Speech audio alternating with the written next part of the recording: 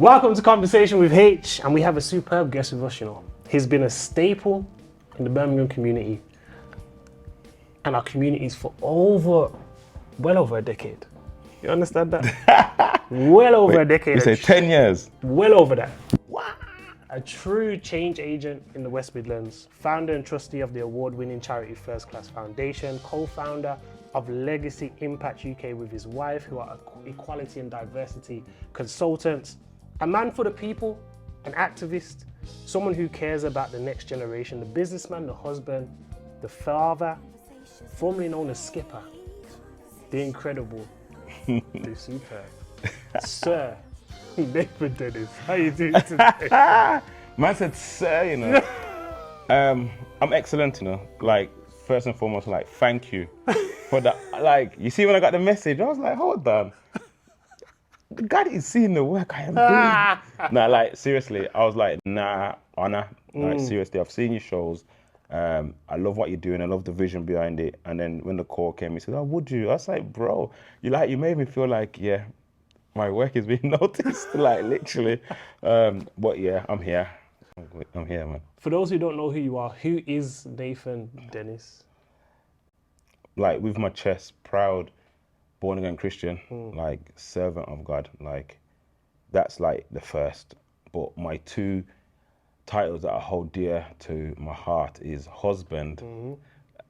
I love it, and like a father to four amazing daughters. Yeah, like that for me is who I am. I'm a husband, a family man, proud father, and a serving, active Christian. That as I see, it's mad how Christ came in my life and just slapped everything off and just has changed my life, and it's truly an honor. And through that relationship, I can now say I'm a founder of a charity that we run in Birmingham, the West Midlands, First Class Foundation, and also I have a consultancy and training company that does a lot of training for different public sector and private sector clients, helping them more effectively engage with Black people from different walks of life. And I do have a few investments behind the scenes because, the good Lord says, have a bit of stewardship. Yes. What I say? Yes. So I've diversified as well. That's cool. To make sure that I don't get caught in the streets, get caught lacking. Yeah, caught slipping. Get caught slipping, you know what I'm saying?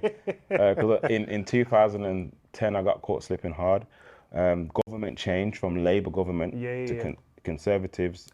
Austerity measures was announced. My business just, at the time I think I was employing, what, 3 full-time staff. Wow. We had 4 part-time staff, a team of volunteers and sessional workers. And overnight, when the government lost their position, I had to make all the staff team redundant. And I found myself in like a depression, to be honest, keeping it real. And it took long to bounce back. It took real long. I just got saved, like started this company that I felt God told me to start. Faith walking, seeing miracles happen, and then all of a sudden everything stopped. So when I felt God saying around about 2019, saying to me, Nathan, I want you to leave that job and go back and do what I told you to do. And I'm like, huh? I'm like, God, how am I gonna do this when I've got, like, at the time 2 daughters? And she's gonna say, I'm like, I can't do it, man. But God gave me one massive vision. I was doing some youth work.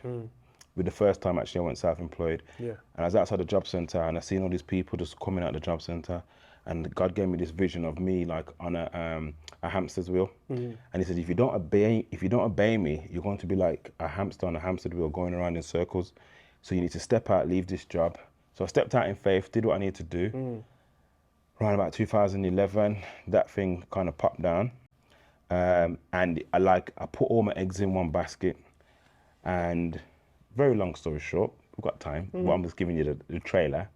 I think it was about 2017, God had placed in my heart to step back out in faith. And what I said to myself is that I'm going to learn the lessons from the last time, and I'm not going to put all my eggs in one basket. So now I have multiple baskets. Sometimes we're asking God for miracles, but we haven't provided him any baskets to perform and multiply what we're doing.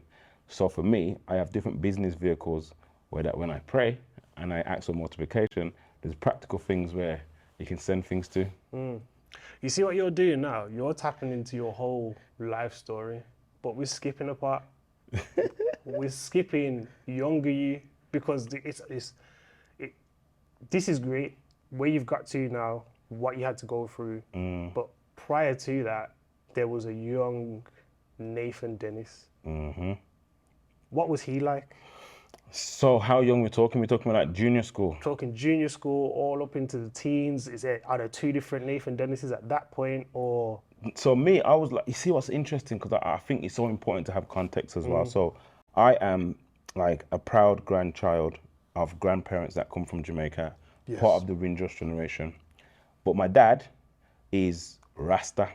Got ya. So you see, when I'm growing up now, I'm growing up in a Rasta household. So I'm listening to tunes like, in my house, there's a picture on the wall, Rastafari sit on his throne. So I'm hearing that kind of philosophy from my dad, and then my mom's kind of like, for a bit of my childhood, she's not Christian, but she comes from the church background. So then my nan and grandparents are church. So I kind of like Rasta culture, but had that kind of Christian ethos growing up. And one of the things I remember, and I miss it so badly now, is I just remember like a culture of like, we never had much, but we always had food, and we had each other. So it's like, I just remember like rolling with my mom or rolling with my dad, and we're just in and out of different people's homes. For those who are from West Midlands, like we used to do a thing in Handsworth Park called Sunday Festival, where sound systems would come into the park, play tunes, jerk chickens running, just pure vibes, you meet in the community.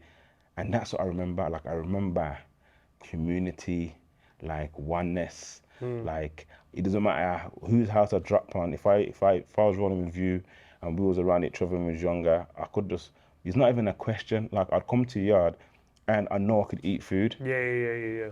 But now I feel like we've just gone too I don't know if it's because we're busy, but I feel like people want like, phone me before you come to my house and all this kind of stuff. And like we interact through social media, but we're not socially interacting anymore. Yeah. I hear you. I think what it is as well, the difference to when we were younger, is that the way you would interact with somebody or be about somebody or be with your friends and that was like face to face. You'd be on your bikes, you go to the park, or you're not door running, or whatever, Kirby, all them kind of things. You're at Handsworth Park, or you're at a park in Great Bar, or you're at Perry Park, or whichever park it is, and you're chilling and you're relaxing, and that's essentially your community. That's what I remember, bro. Now it's like your community is who's online. Your community is like, how much followers have I got?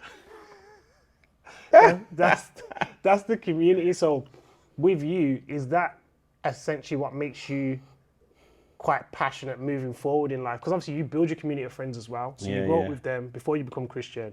You grow up with your community of friends. And what is that like, being in that kind of community, which is totally different to what we're in at the moment? So going into your teenage and early 20s. So teenage, early 20s, it was interesting. So you grow up, go to school, didn't do too well in school. So, you know, the truth of the matter was, it's only now when I got older and I done a bit of counselling, I actually realised that I was like, if any of my school friends that would listen to this, they'll think, nah, that's a lie. Because I was Mr. Tell jokes all the time in class and disrupt the class. But you know, when I was being honest with myself and being real, especially when I came to faith and came to Christ, I realised that a lot of the times I was wearing a mask. I was like dealing with deep insecurities, like, because I was born like with a heart operation. Basically, the easy way to say it is I was born with a hole in my heart. So when I was like about 2, I was like in a coma on life support machine, and the doctor was trying to tell my mum 50-50. Basically, my mum has gone to my nan, who was going to New Testament Church, Handsworth, and they had a prayer meeting and they prayed for me. And long story short, I come out of the coma, not coma, but life support machine. And that it affected me when I was in school. So I didn't really engage with sports. So like my cousins and different friends were like, they was just like, for me, just fit. They could do the cross country, the smashed up football. And I would just always make excuses. And then also I had like real bad acne, like when I was at school. So like overweight, acne, had a kind of like low self-esteem. But I realized I could make people laugh. So I control environments in the class, disrupt the class. but it was a mask. I'm trying to say, probably struggling academically. And it's only like when I left school and even left college and I've gone through my faith conversion and I realized that I started to deal with myself like on a psychology perspective. And I realized that, you know what, Nathan, if you're being honest with yourself, like looking at the man in the mirror, like you had low self-esteem, I'm trying to say. And then what was mad, so if I fast forward a bit, so gone through that kind of period, I've left school, tried to do college, there's things happening in my household between my mum and dad that's quite traumatic for me. And then I remember like this was what was happening to me. So I was going to college, and my national record of achievement says I want to be a TV presenter. That's what I wanted to be, or an actor. And I remember I was doing my performing arts BTEC course and then my national diploma, and I went around the man them that was in a certain area, hands off, call it out. Yeah, and I was like, yo, you're mad. You think you can be an actor, bro? Like, how many black actors do you see? That's dumb. Like, why are you wasting your time doing that? And it kind of like planted a seed, like, for real, like, what am I doing? Then fast forward, I'm going to college now, and I start to, because like, I remember like I used to do like passing back my bus pass. Money's not running, like, don't want to put my mom under like pressure. And me and my brother, I actually used to rob people on the bus. We used to like first like to earn a little bit of money. Sorry, mom, if you're seeing this for the first time hearing this. We used to rob people. Yeah, me and my brother bully people on the bus to get money, take their phones off them, the Nokia phones with the snake, and then try and sell it to make money. And then long story short, I ended up getting into the road, started selling like illegal substances on the road. And I started to get into this road life. So what happened, I was going to college, but I was starting to sell things on the street. I'd be in class and my phone's ringing and it's a sale. So I answer the sale. So I run out of class, liquor sale, and then run back into college. And then the teacher's telling me something dumb that I think is just dumb and long and saying, yeah, Simon's crap. But I've got like real cash in my pocket.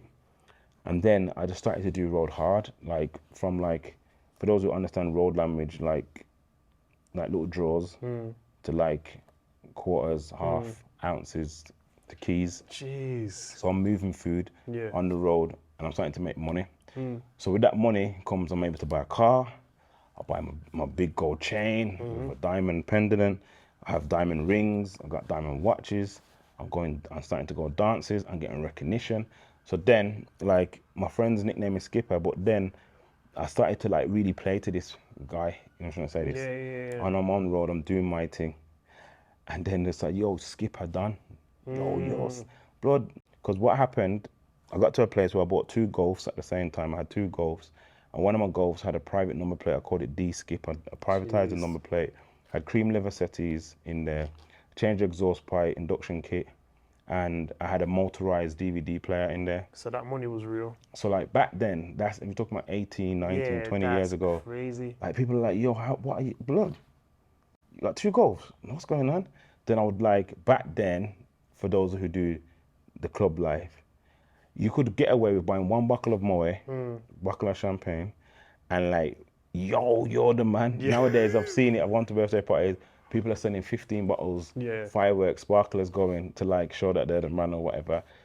So I got into lifestyle, but what happened was like, it was just like, it got out of control. So I'm thinking, yeah, Skipper done and I'm raising money. But then, bro, there was one time, I remember this specifically, yeah. I'm counting out a shoebox full of money. So I'm working out the money I got to pay to the man, and then I'm working out my profit. And I kind of said to myself, imagine if I could buy myself like a Ferrari and a bigger gold chain and a bigger watch, because that was all my goals, was just to buy these material things. Like, would I be happy? Because what happened, when I wasn't in the club, or wasn't in the dance, or was with a different woman, the deep down is, when I was by myself, I felt so alone. And I felt empty, like, I'm being real. And I couldn't understand it because I got all this cash and I'm going hard for road, because that's what I thought. And I'm watching MTV Cribs and I'm watching these videos and I'm thinking, to be a man, I thought was these 3 things. You have to be tough, be able to make money and get girls. I'm trying to say, so when I'm talking to my friends, like, yo, which girls you being with? And it's like, you're kind of exchanging stories, and it's like, that's how. So I thought that's what masculinity was. You have to be able to make money, be able to fight and defend yourself and get girls. bro, when I become Christian, I got slapped. That was just so dead. Like, what am I talking about? So Skipper, and then Skipper Dunn became a mad character, bro. Like this money man, dances, girls, living that life. And then my girlfriend at the time became pregnant. And then life started to get real. I was like, raw, I'm gonna become a father.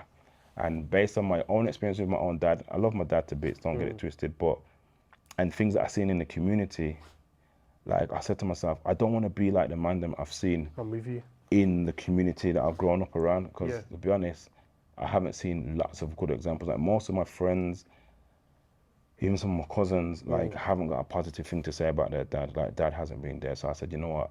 I don't want to fall into that trap. So I started to think about, I need to exit this lifestyle, because deep down I wasn't happy. Money was coming in, not happy, and I'm thinking like, what can I do?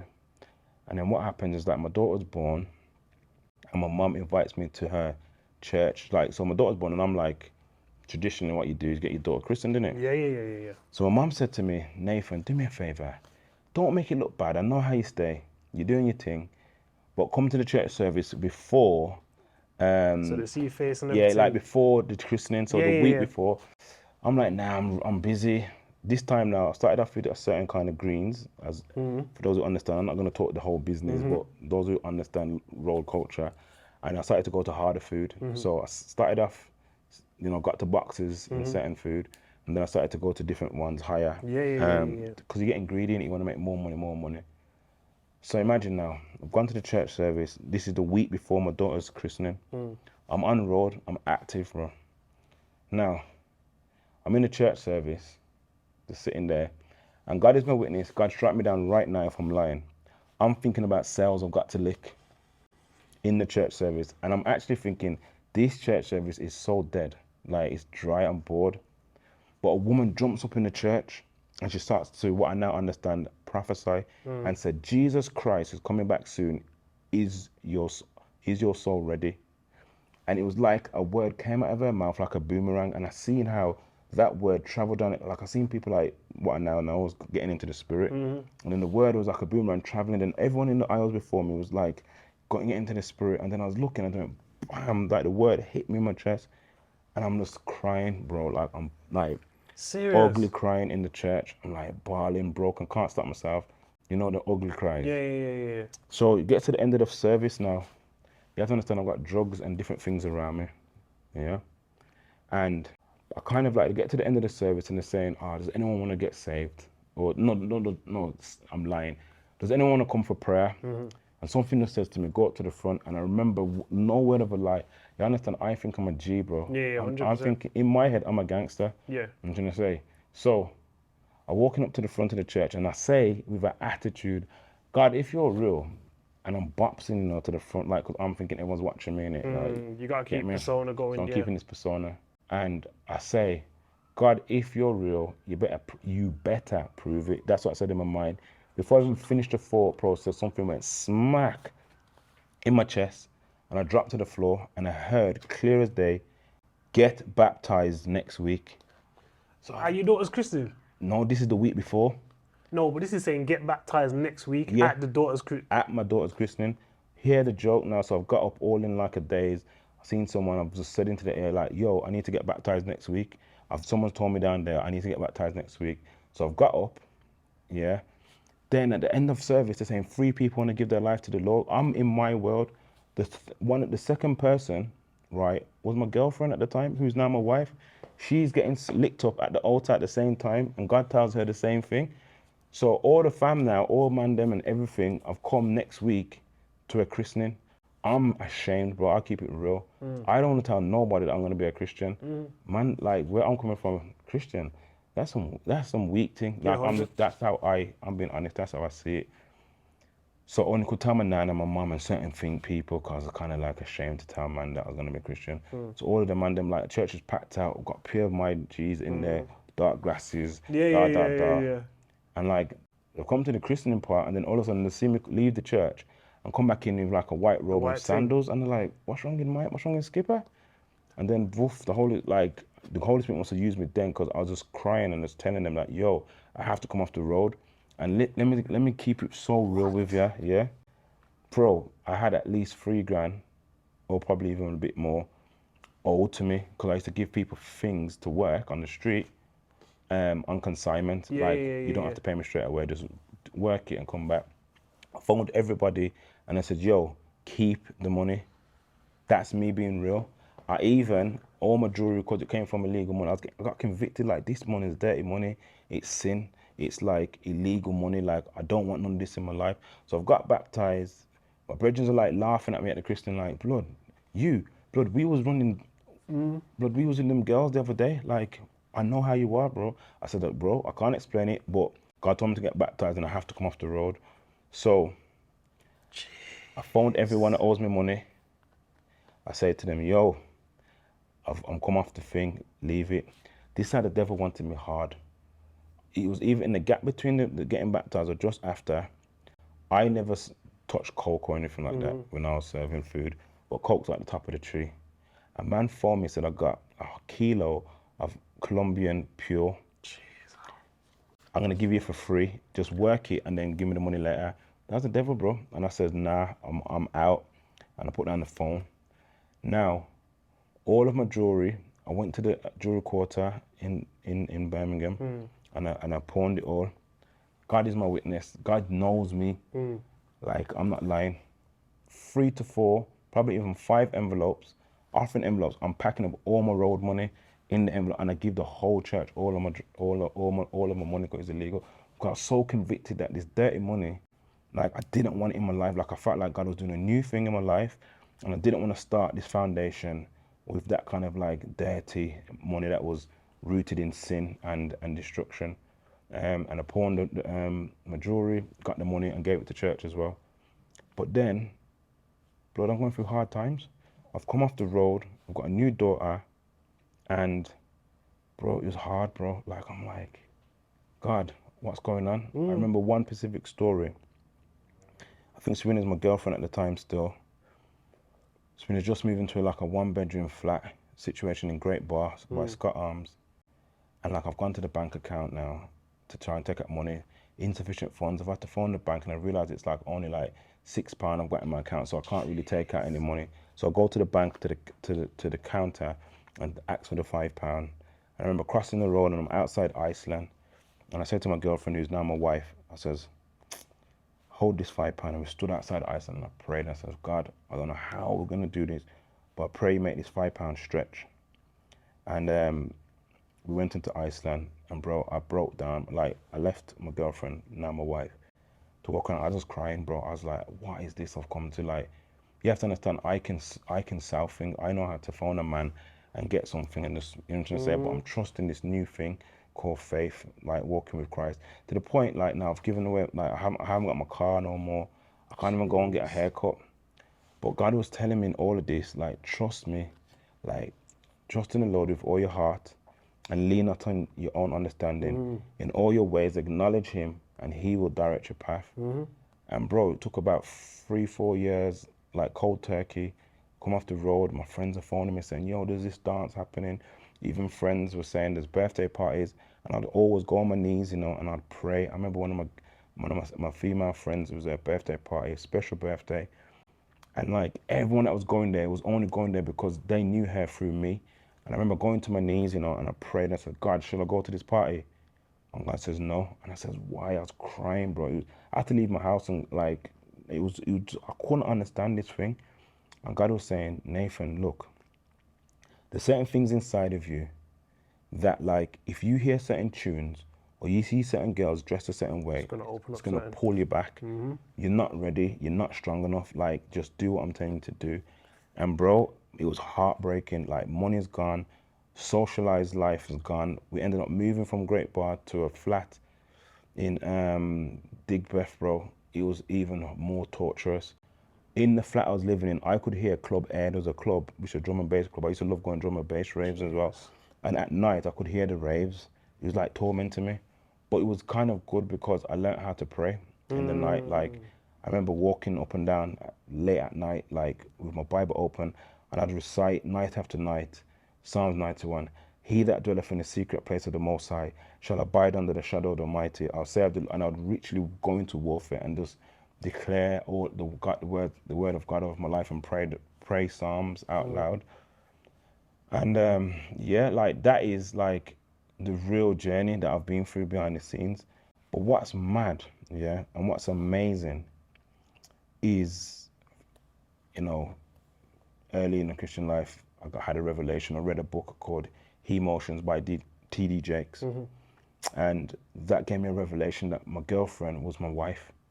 And I read another book called Sexual Integrity by Dr. Edwin Cole.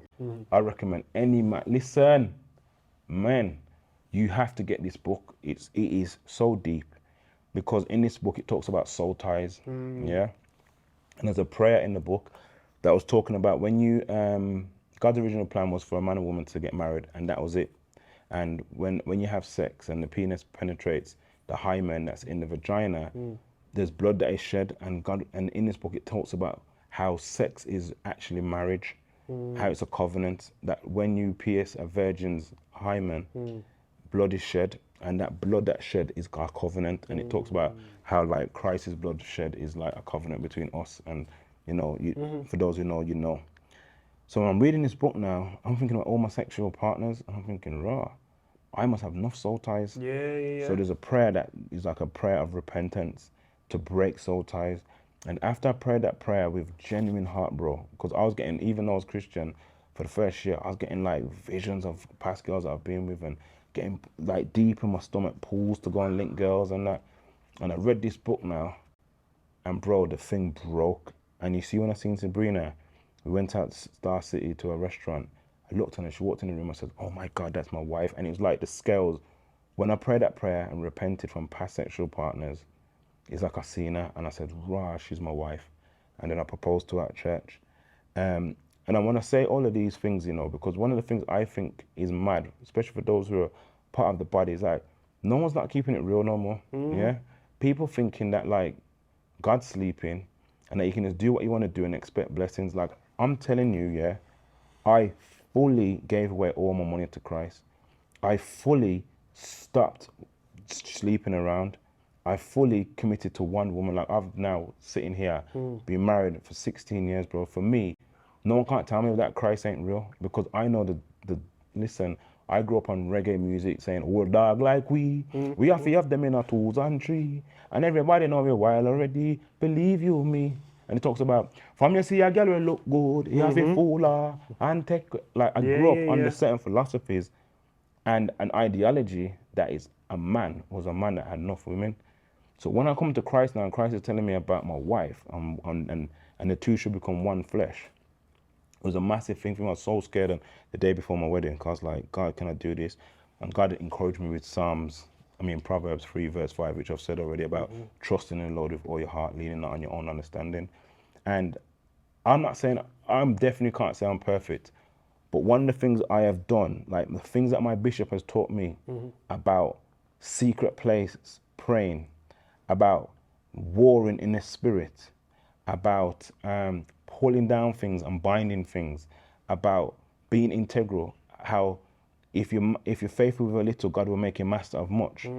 Bro, the figures that I manage now, the money that I have around me, yeah, is mad. But it started with how faithful was I with the £10. Enough people think, oh, everyone's talking about, I want the bag.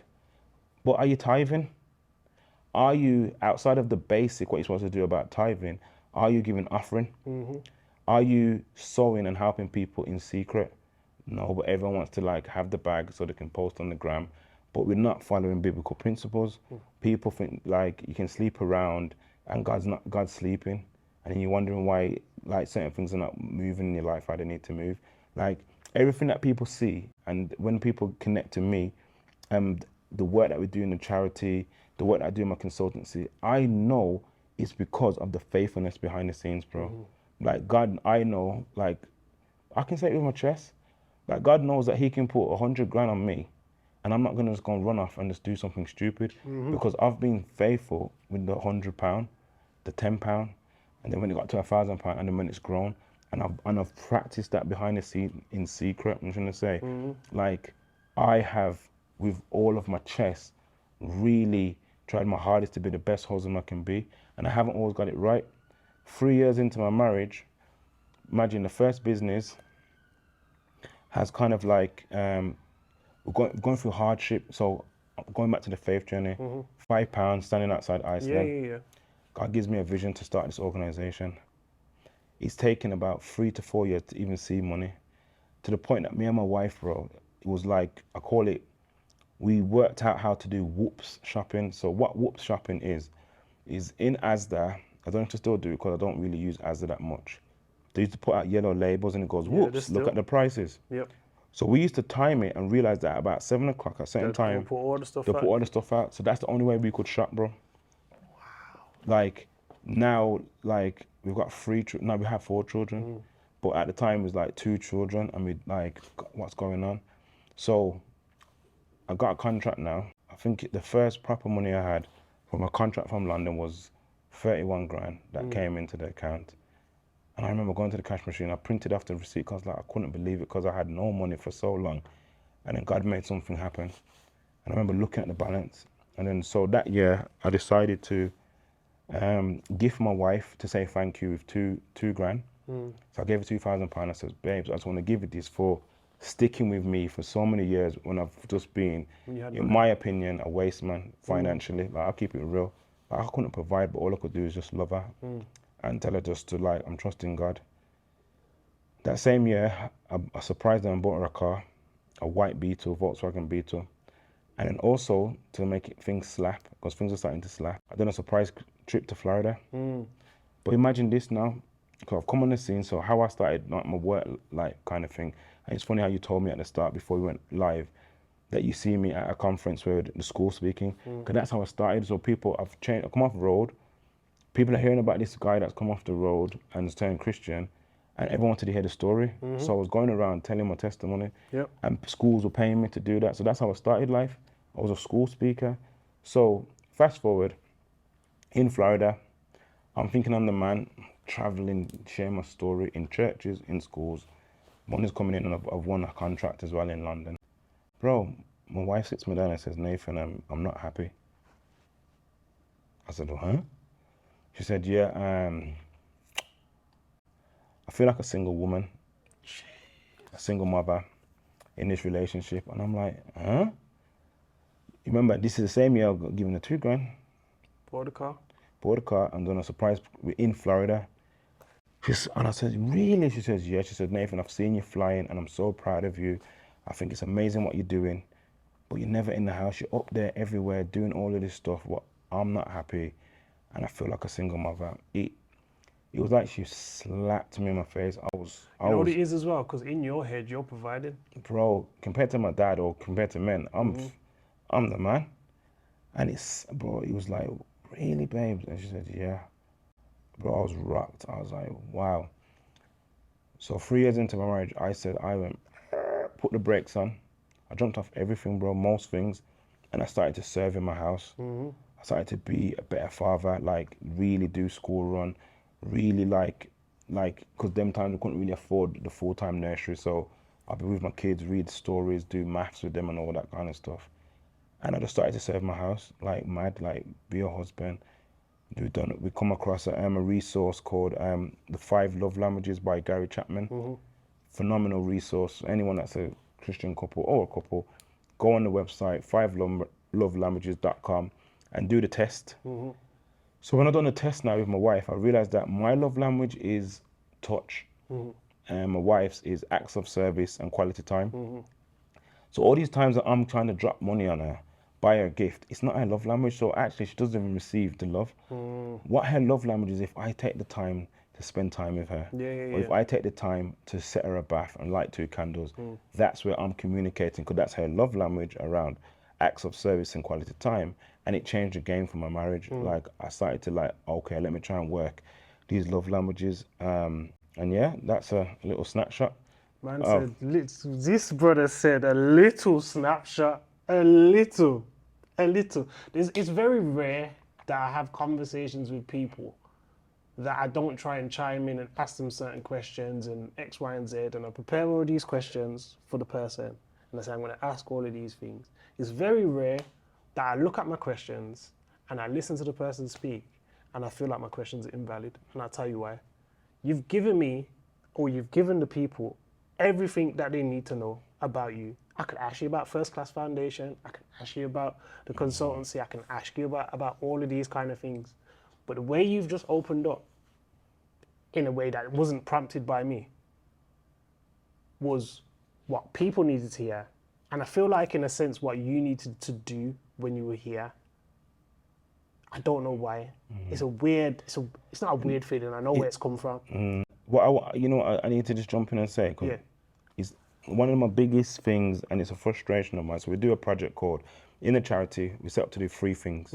Reduce youth violence, improve mental health resilience, and connect young people and their families to their purpose, Charity is growing nicely. We've got, off my head, about 6 full-time staff. The sessional part-time workers is about 15 for our outreach program. Things are going good. It's growing nice and steadily.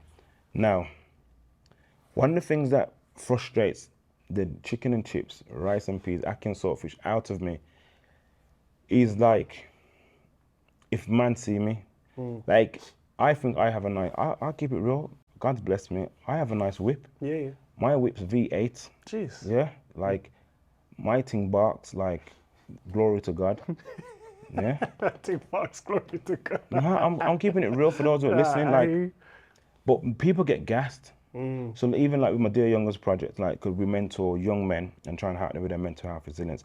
So one night we had about 15 to 16 young boys from the black community, and I'm mentoring them, I'm pouring into them, telling them my story, telling them that they can be amazing, and talking about the power of doing a vision board for your life, and giving them stories of how much vision boards I've created and how I've seen them come to pass. So anyway, they're all gassed, they love it. We go outside, people see the whip and they're like, rah! And I said, nah. Get gassed, but what I want you to get gassed about is the root. Many people see the fruit of people's life, but don't understand the root. I says, guys, get gassed on, with my chest, I can say, 5:30 for the last 15 years, bro, Monday to Friday, I am on my knees, bro. I have my journal, my Bible, and I pray. I come before God and I say, God, I beg you, show me the way, protect me, go before me. Because what happened, and it's important to give people the real, like, when my daughters are younger, I'm like, they're waking me up in it. And I'm like waking up groggy, like the Incredible Hulk, and like pushing them away, like, what? And I'm waking up with a mad energy. I said, God, how can I short this? God says, wake up early before your kids. So I started to wake up, and I spoke to one of my mentors, and he's telling me how he used to pray early in the morning. So it was hard, bro, waking up 5 o'clock, 5:30. But I realized that when I got up early and just went on my knees and prayed to God and read his word, I realized that I wake up with like more peaceful. When I started to realize the power of like death and life is in the power of the tongue, and like I declare, so I'll do things like, Father God, I declare that today is going to be a blessed day, that in my household there's going to be peace, there's going to be joy, there's going to be an overflow of your grace. What would happen now? I'm energized. So my kids are waking up now, Daddy, and I'm like, good morning. And I'm like, and I got energy for them. I got energy for my wife. I'm like, my wife's waking up. You want a cup of tea? You want some coffee? And I'm ready. I'm trying to say I got energy, and that's why I do it. I'm not saying in that 15 years I've been on it every single day, but that's my. If that was like a Samson moment, and someone's asking me what's my secret weapon, the secret weapon is that prayer time, that secret place. That's what's given me the power. That's what's allowed me to birth certain things. God has given me, bro. I had a mad thing that happened there. So imagine I'm trying to serve my house, serve my children. And God's telling me that I'm a part of the kingdom, I'm not a part of the world. So he says, stop trying to do 9 to 5 working. He says, do you understand that I can give you one word of instruction that'll feed you for 3 months? I'm like, huh? So let me give you the practicality of this. And I'm chatting my business like this. Not, God knows my heart. I'm not trying to show off, but I'm trying to inspire people with real stuff and how it's important to surrender to Christ and surrender to your Heavenly Father and listen to what he's saying. So one time now, God has given me an instruction to drive to Stratford-upon-Avon and give the marketing manager of Royal Shakespeare company, my business card and this magazine. So we used to help distribute the Vine magazine back in the day. And I'm like, go to Stratford-upon-Avon, that's mad. So I just obedient, I did it. I drove up there, yeah. And I said, I went to the reception, can I speak to the head of marketing, please? He says, who are you? I says, I need to personally give him this magazine. He says, okay. I called him down, he came down in the lift. I knew I had like less than a minute with him. I said, I know you don't know who I am, but if you need to effectively engage with black people and people from diverse communities, I'm your man. Here's my business card, nice to meet you. My name's Nathan Dennis. About a week and a half later, my phone rings, mobile phone. He says, hi, it's David here from head of marketing, Royal Shakespeare Company. I was like, okay. He said, I like your style. He says, you want to come down and speak to my team, my marketing team, about what you think you could do? I've gone down there. There's about 5, 6 people in the room. I'm like kind of intimidated because his department is bigger than my whole company. I'm like, okay. I think I've done the maths on that meeting, and I pulled out about 23 grand out of that over consecutive 3 or 4 times of engaging with them through different contracts that I ended up doing for them. But over the time period, yeah, it was about £23,000. Now, going back to secret place living, God's giving me instructions. I pray, I write it in my journal, I listen, then I'll be obedient to what God tells me. And God's telling me that I can give you one seed, one opportunity that feeds you. So when everyone's running up and down, doing 9 to 5, stressing out themselves, I'm just trying to hear one word from the Lord, one instruction. And that's how I've been living my life, bro. So enough time people think I'm busy and I'm running around doing all these things. I said, yeah, I post sometimes on social media, whatever. But I'm trying to hear from God. And when I'm not, I feel sick, bro. When I'm not like spending that quality time with God, I do feel sick. I don't feel as strong and as sharp. So when people are like, how do you do all these things? You seem so busy. Obviously, you probably see we've invested and opened up a shop recently, a food shop, a Caribbean food store. Dennis's Caribbean shop, they might follow them. This is all through obedience, through following God. How did I have the money to do that? Through the tithing principles. We've done a jar system, me and my wife. Went through financial challenging times, as you've heard. But once God told us about the jar system. So there was a time in our life when we had 5 Pacific jars that we'd have, like big, massive jam jars in our kitchen. We put the labels on them, and the first jar was 10% tithe. The next one was 10% invest. The next jar was 5% leisure. The next one was 5% save to spend. And then the next jar was 70% bills. So we'll take out our income and we'll put the percentages in the jars. Those percentages, after a while, became bank accounts. But let me show you what happened. Let's just say hypothetically, in jar saving to spend was £1,000, and then investing was like £2,000. These are hypothetical numbers. If the jar over here bills was empty, we'd make direct debits bounce, even though there was money in the other jars, because it's about budgeting and discipline. Is that making sense? So we're not robbing the tithe. It said, shall a man rob God? That's in the Bible. But you've robbed me in tithes and offering. So we're making sure God's, make sure God knows that he's got my heart through my money. And then do the other things. And we would literally we'll find ways, me and my wife was baking back then, and we'll send out like texts and say, anyone want to buy some cake? And then we'll make up the money to fill the jar back, to pay for the bill and not touch the saving. So here what happened now. 8, 9 months ago, my brothers are talking about vision for the shop. And I'm thinking about property at the time. And I'm kind of like, I don't really want to invest in this, guys, because I've got a plan that I'm trying to do. And then I forgot that I created this jar that is now an account that I gave to someone else to manage, because I know myself. And sometimes you got to be real with yourself as well, people. If you know you're not good with money, like give that account to someone and write a policy agreement to say, do not give me the money unless it's this. Fam, word of a lie, I forgot about the money.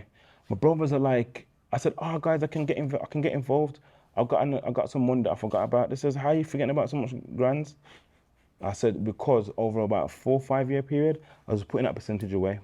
Just like, as soon as money, it could be £100, 10%, £10 goes, A grand comes in, for £100 goes. And I was just doing that, just like that, not looking, not even asking for the balance. And then when it came to investing, I had money, bro, to invest and open up the shop. This stewardship. If you're faithful in little, God will make you master over much. People out here trying to just skip processes, skip tithing, skip offering, skip serving the church, the local ministry, skip all these things and wondering why there's no flow. There's order in the kingdom, man. And that's what I've tried to do, bro. I tried to like be obedient to what my teachings and the ministry that I'm a part of. Shout out to New Jerusalem, now called New J Community Church, but used to be formerly New Jerusalem Apostolic Church. I believe in covering. I believe in accountability. I believe in getting mentors. I believe in stewarding what God has given you. I haven't always got it right, but I know we're doing something right because somehow, I can't even, bro, the things that God has made happen in my life, it don't make sense, bro. I'm going to be obedient, and I got one last question for you. Ah! I've asked you 4 questions. Really? That's all? Yeah. Oh my God, sorry. It's been great, honestly, because not many people fully understand your story. They see the result. They don't fully see the root, nor do they see nor have they been a part of the process. So although you may have talked about it in certain instances, in certain areas and arenas, not everyone's going to see this side of you, which I think is a blessing to me, a blessing to yourself, and a blessing to whoever's going to watch this. My last question to you is this. With where you're at in life right now, what advice would you give to yourself? I definitely want to put a border around me. I feel like how God is moving in my life, there is a success that frightens me.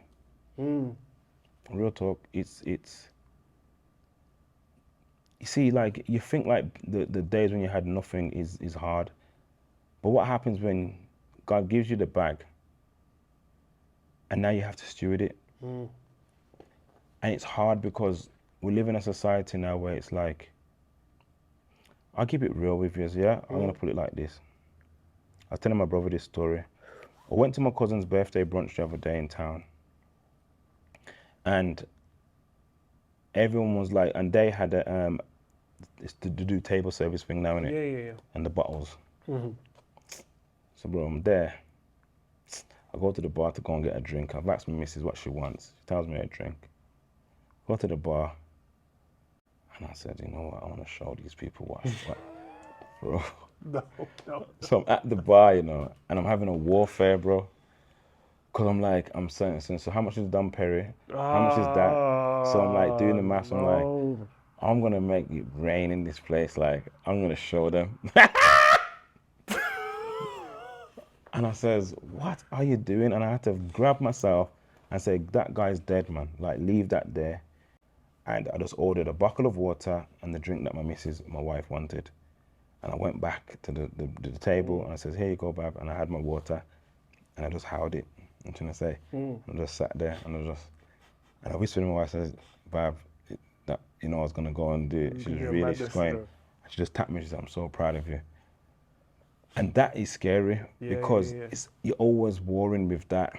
Like, I'm trying to say, like, you look on my socials, I don't post things. Like, one of my friends who does similar work around the youth justice space was at a funeral talking, and like, he was at the funeral now. And in the conversation, I let him know that, like, my kids, or one of my kids in particular, go to a certain private school. He's going, go private school, fee paying. I said, yeah, that fee is my highest outgoing. He says, fam, he said, what's going on really? I says, bro, God, bro. He says, you need to tell that out there, bro. And I'm says, nah, like, I don't want that out there like that. You know, I'm just doing my thing, doing my work.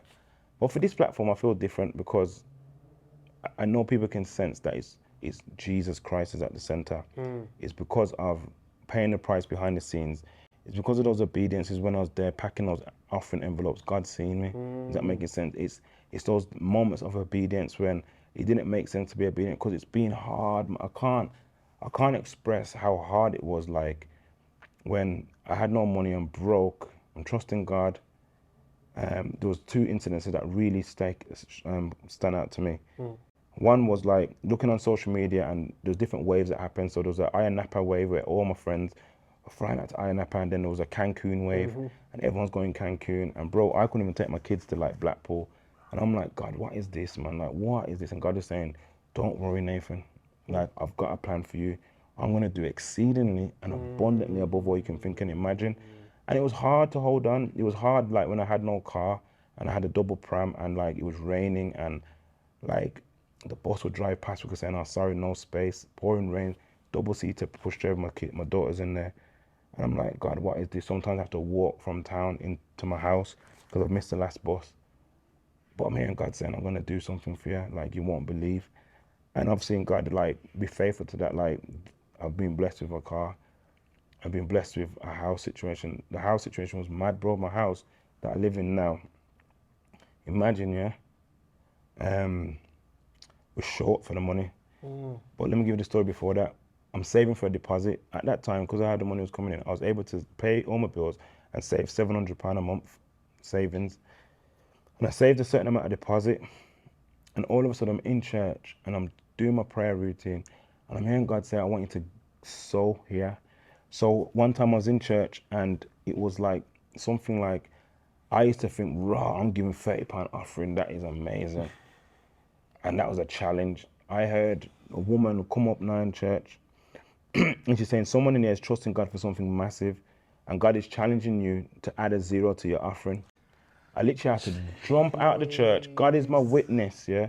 I ran out of my church and jumped in the car, flew to the cash machine and took out the money. And it was £30, and I took out enough money to make it a £300 offering. I was like, oh my God, that is mad. Oh my God.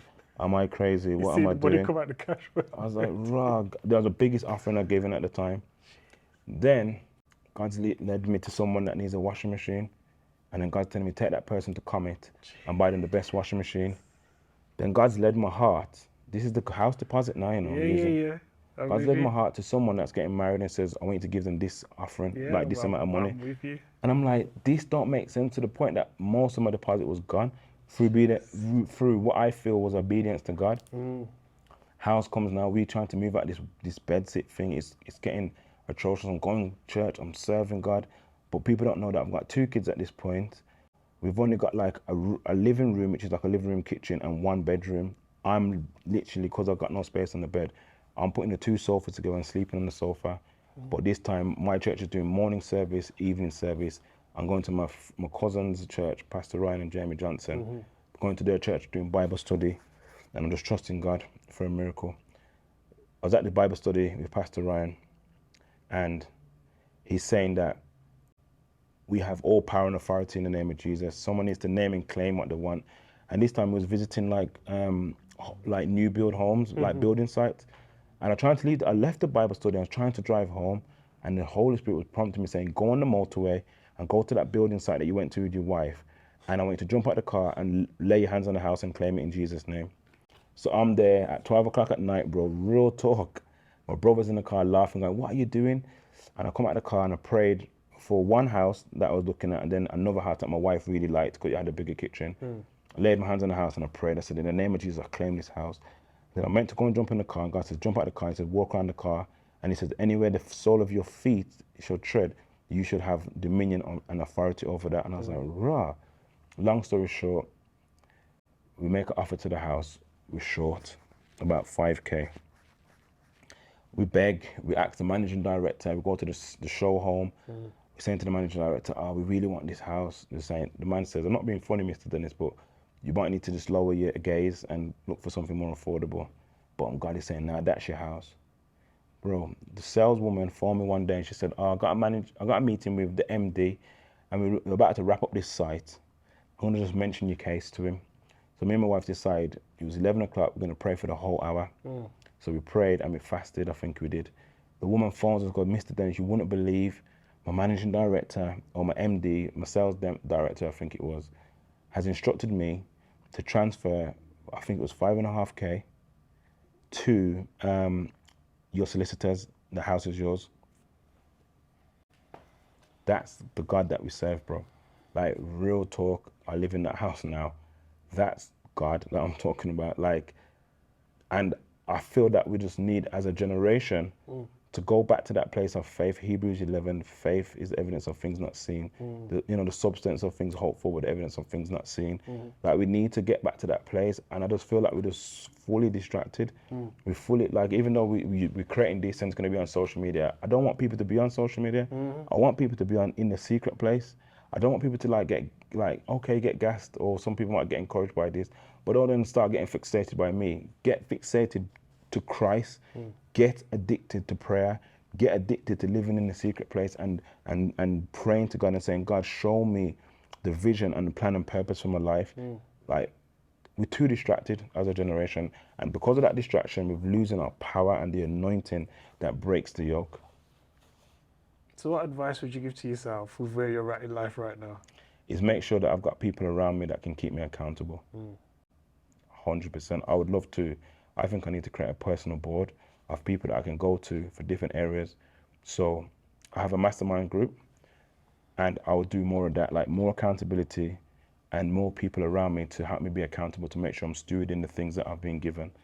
Because power, position is a very dangerous thing. And it can go to any of our heads. We've seen it, how many men of God that have done it. King David looked at a thing, before you know it, slap, as a baby. And he's going to say, I am not going to be on this thing and be fake. Let me tell you with my chest, I love my wife. My wife is incredible.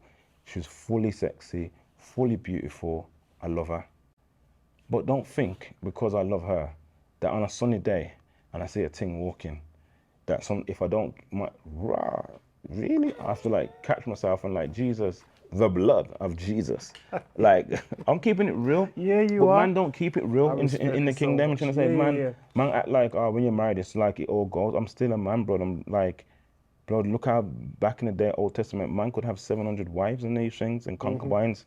Like, we have that capacity in us. So I was listening to a message the other day, like, when we submit and surrender all of that potential that's in us to one woman, you have to understand it's a big decision, because we have the capacity to have bare wives and concubines. So yeah, that's what I would say, is like more accountability. So I've got this thing where I think it's a beautiful example of this, is I was in this mastermind thing and they put me in a hot chair. And like they said, Nathan, are you in debt? I was like, right, this, like, you're giving them permission to actually anything. Nathan, have you cheated on your wife? And I'm like, rah, I think that's what we need more of. Yeah, more hot cheat, like more accountability, agreed circles of accountability where we can ask each other things. So I can say, yo, H, bro, are you keeping it real on certain things? And if we're like living like that, we keep each other accountable. Yeah, 100. I'm trying to say, like, but like all this turning a blind eye, that's enough. Like, there's so much rubbish out there, and we just like turn a blind eye to sin. Sin is still sin. It still leads to death. Like, the Bible hasn't changed, but this generation living like, we've got some 21st century grace. Stop talking rubbish. It's affecting us. That's why we ain't seeing the revival and the harvest like how we need to see it, because the reality is, I think, I can't say I'm not in every church, but I don't think people are keeping it 100. People are doing and then because no one's not calling you out on it, like what I heard used to happen, because I wasn't around in the church them days, but I heard the mothers just like look on you and saying, fix up, brother, H, what are you doing? But we don't have that no more. Everyone's so sensitive now, this generation. You can't give anyone the truth. You can't approach no one. Everyone's like, who are you? You can't chat to me. And everyone's talking, you know what I'm saying? So we're kind of like getting caught up in the world system kind of thing. And it's a hard thing, bro. I'm not going to sit here and say it's easy. Success brings its challenges. I'm going to say, because you lose people as well on the journey. Not everyone can come where you're going. And that's just it's sometimes a lonely road, because you can't let people in, or you find it hard to trust people. So you have to be very wise in terms of the people that you let into your circle. Mr. Nathan Dennis. Thank you very much. Thanks for having me, bro. Like, I'm super gassed to be here, man. If this is where like the birthing has to happen for this generation, I'm glad it's on this platform, and I just hope like I said to you when I was on the online thing, like we need to get back into sewing into things, man. Like sewing to each other with our time, with sharing things on the social media, or if it's financially, like we should sew into each other. So I just say thank you, like seriously, and the team behind the scenes, like thank you, like I know how hard it gets, and I can imagine how much times you probably been discouraged on this journey. Every Do you know day. what I'm saying? And when you're trying to holler at people, and people acting like they can't see your DMs and all this, you know, like we forget ourselves sometimes. Do you know what I'm saying? Yeah, 100%. And I'm like, we're here to serve the King. We're here to advance the kingdom. Anything else is dead. For me, I understand that this is God-led, so I don't get too distracted or distraught. There'll be times, but I'm like, you know what? God's doing his thing. Yeah. But anyway, Mr. Nathan Dennis. It's been conversation with Haych. Superb, supreme, incredible. Oh gosh. Asked him 4 questions. Anyway, make sure you like, comment, subscribe, and we have more content coming very, very soon.